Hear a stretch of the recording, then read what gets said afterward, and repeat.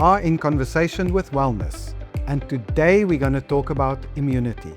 The key is to understand that immunity isn't about boosting, but rather about supporting and balancing the immune response.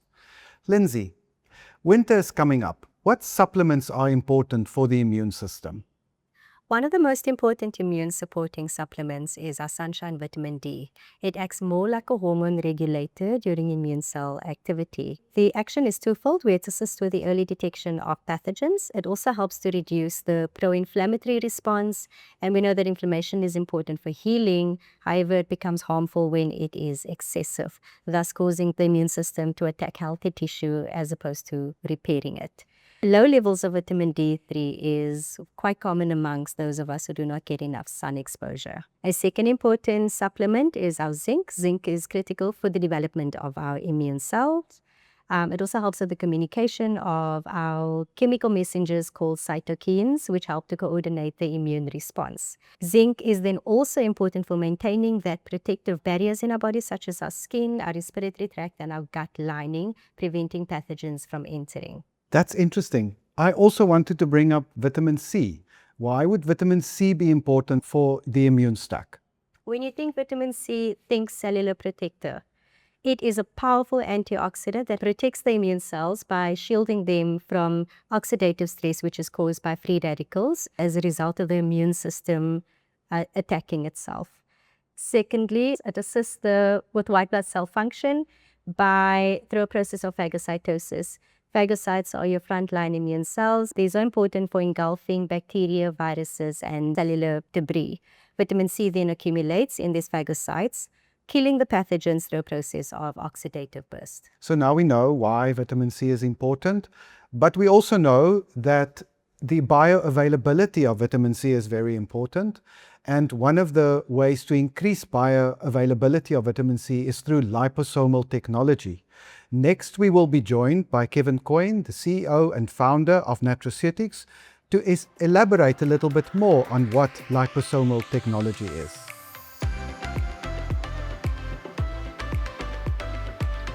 Kevin, welcome. Great pleasure to be here with you, Manus and Lindsay. So I think the first thing to understand when we're discussing this is this concept of bioavailability, which is something we all discuss quite often, within our industry. But for people to understand, bioavailability refers to the amount of a substance or a nutrient that we absorb and it becomes available to our body to utilize. And that's essential to understand because different substances have different rates or levels of bioavailability. So some absorb and get utilized very effectively. Caffeine, as an example, has almost 100% bioavailability. And other substances have lower levels of bioavailability, say 1%. And this varies from person to person. Some people are able to absorb things more effectively than others. And at certain times of the day or in certain different circumstances, we absorb things differently.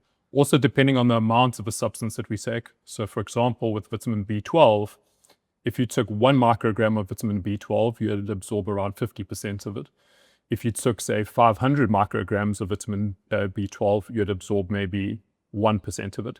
So you can see the more vitamin B12 that we take, the less and less we absorb. So there are rate-limiting factors when it comes to the absorption and the bioavailability of substances. Scientists and chemists looked at ways to solve this.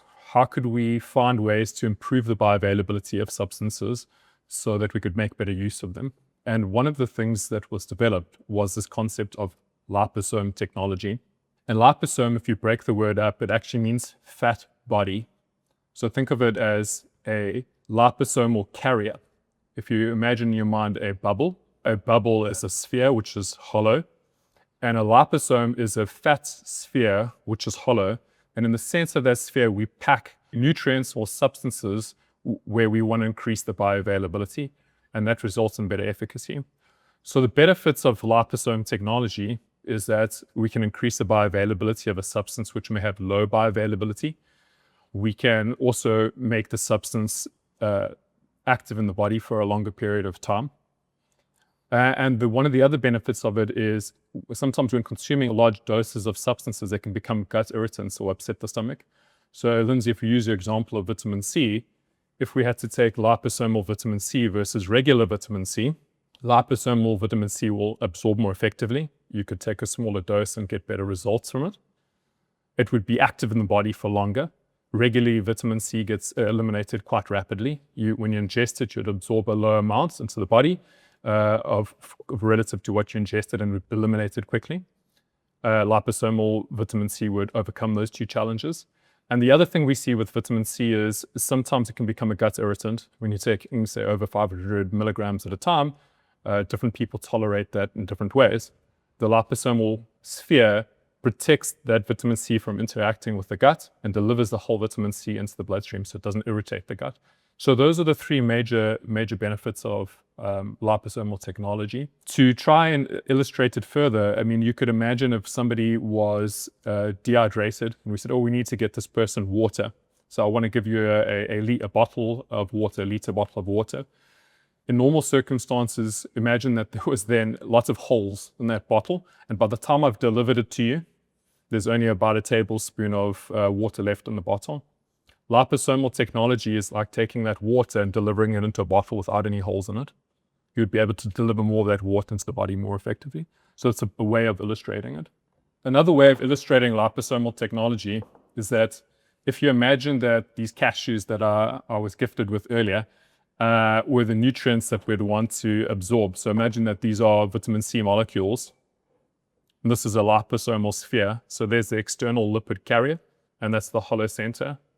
A liposomal carrier would take the vitamin C, and we would drop the vitamin C into the center of the cup, or the liposomal carrier, and that would be the carrying unit that would help deliver the vitamin C more effectively into the body.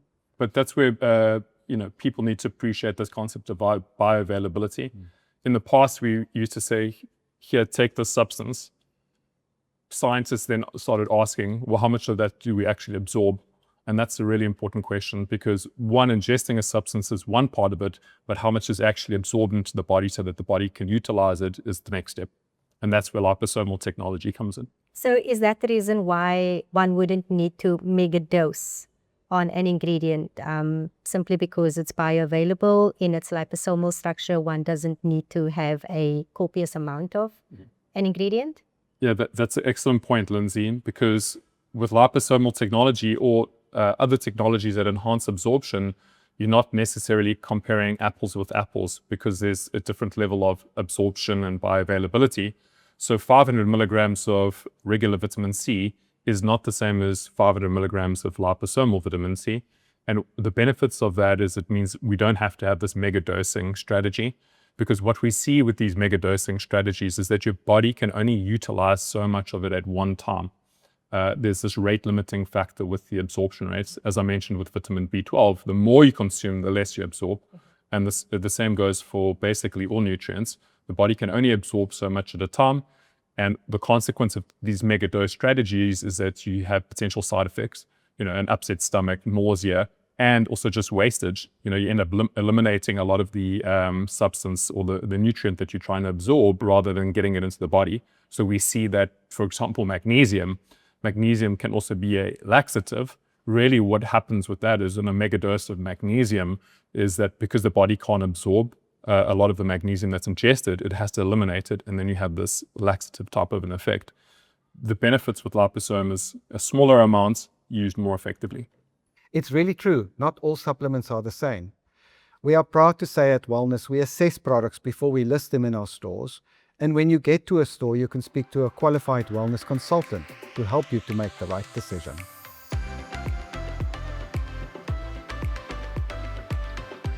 Next, we're going to unpack the importance of gut health and lifestyle elements in the immune system. Immunity is not only supported through supplementation, it is the result of daily habits working together. These include sleep, stress management, movement, as well as targeted nutrition. Absolutely. Every discussion that we have about our health should be about an holistic approach. We know that 70 to 80% of our immune cells reside in the gut. So therefore, probiotics is very useful in repairing the gut lining in order for pathogens not to enter into the body. Fermented foods is another big one. That helps the diversity of the microbiome. Eating a balanced diet can help the immune system by fueling the immune cells. Then there's stress. This is a big one. It increased cortisol, and we know that prolonged levels of increased cortisol is really bad for the immune system. Chronic inflammation is another one that's not great, because chronic inflammation can lead to chronic illness and autoimmune disorders, so the body will not heal well.